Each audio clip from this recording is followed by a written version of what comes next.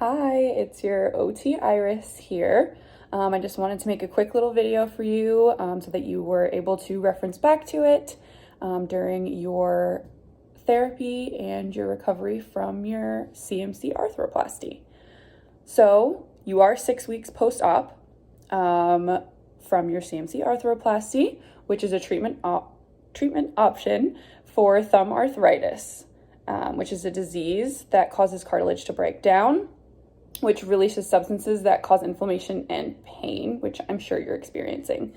So with that being said, we want to avoid heavy work activities, and we want you to wear your splint at all times except for when you're showering or exercising. Over the next 4 weeks, we'll gradually work on increasing your range of motion and some light strengthening activities. Afterwards, we'll increase your strengthening exercises with a heavier grip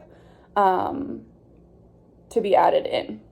In about 4 to 5 months, you'll return to your regular activities and work that involve heavy lifting, gripping, grasping, all that kind of normal stuff.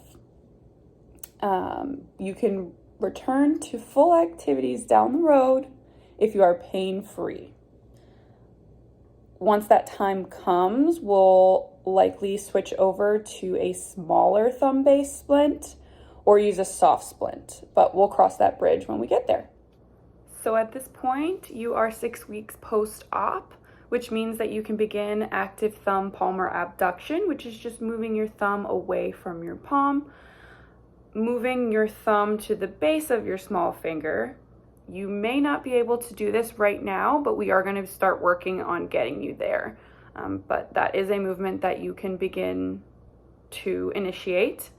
And we can also do some light passive stretching to tolerance, which means if you are feeling any pain or discomfort, you want to stop the stretching. We never want to feel any pain or discomfort when we're moving our bodies, as that indicates that we're doing something wrong and our body is trying to tell us.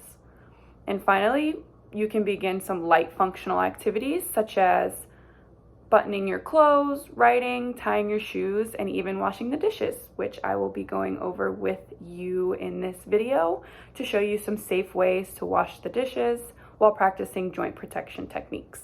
Okay, so I'm quickly going to show you how to wash dishes while practicing joint protection, which I have already sent you a handout at this point, so you can reference that as needed. You should be using joint protection techniques at all times, even past your recovery, to protect your joints. So I'm going to pick the bowl up with my non-affected side. The bowl is heavy. You're only permitted to do light work at this point in your recovery. So we want to stabilize with our non-affected hand and wash with our affected hand.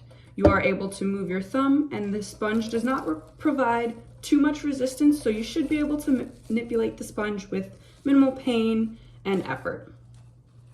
So we can go ahead and use our thumb to bend the sponge over, provide some light force to wash the bowl.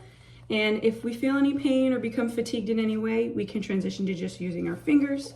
And if absolutely necessary, we can put the bowl down and switch to our non-affected, stronger side to wash the bowl. Just make sure it's stabilized in the sink and in a place that you, of course, won't drop it. And finally, I just want to reiterate the importance of your splint. You should be wearing this at all times except for when exercising and showering. At this time, you've probably taken your splint on and off quite a few times, but after taking the Velcro off, it should be pretty simple to put on, and we want to make sure it's nice and snug, but not uncomfortable or painful in any way. If it is, let me know and we can reassess during our next session. But when it is on, it should be covering the full bottom portion of your palm, and most specifically your CMC joint. And it should prevent you from opposing, which means touching the tip of your thumb to the tip of your pinky finger or moving it in that direction in any way. Taking it off should be fairly simple after you take the Velcro off, and it should slide right off. So, as always, if you have any further questions or concerns, please feel free to reach out to me, and I look forward to our next session together.